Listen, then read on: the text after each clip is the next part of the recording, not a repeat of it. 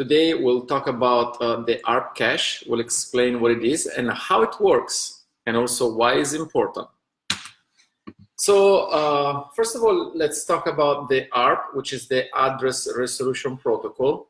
And the function of this protocol is to translate IP addresses into MAC addresses. So if you take this quick diagram, as you see, like host, two hosts needs to talk with between each other. There are two IPv4 hosts with MAC addresses connected to an Ethernet network. And host A has to send a packet to host B. The TCP IP stack knows, of course, the destination IP address, but doesn't know the MAC address of the destination host.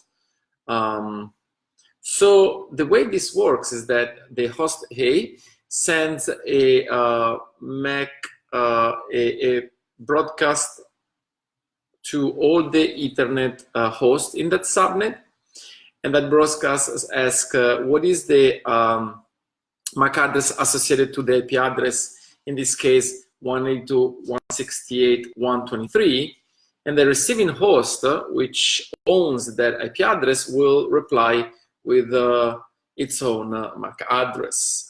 This simple case kind of shows in a very simple way how the ARP protocol works. That is, the sender broadcasts a request asking for the destination host MAC address. The destination host replies with its own MAC address, and then the source host will encapsulate the IPv4 packet into an Ethernet frame, adding as source its own MAC address and as destination the destination MAC address. Hopefully this other diagram makes the explain this a little better. So what is the ARP cache? The ARP cache is the database that is local to each host that allows to translate or look up a IP address to a MAC address. The way you can check that on a Cisco router, for example, is with the command show IP ARP. That will give you all the entries currently available. Or on a Linux host, you can issue the command ARP space -A.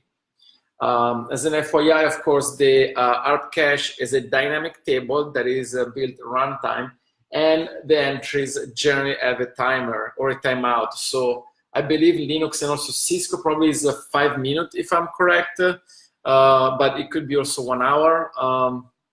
Again, I'm not totally sure, but the lifetime of an entry is really dependent on settings. Of course, that entry then gets updated and refreshed based on new communication between the destination host and the source host. Of course, you generally have a ARP cache entry only after a successful communication between the two hosts. So just to show you on a Linux host how the ARP cache looks like, let me go to a NetBeans dashboard here, select an agent, and in this agent, let me take this virtual agent and go to the console. This is nothing more than a Linux host, and I issue the ARP -A command. As you can see here, the only entry on this host is the 172.30.01 default gateway, and this is the MAC address.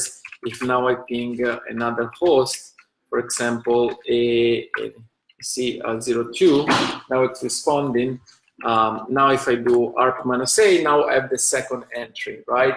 So that shows that it is really dynamic table that is updated and refreshed as communication between two hosts happen. Okay, with this, I want to conclude this quick live demo on their cache. I hope this information was beneficial.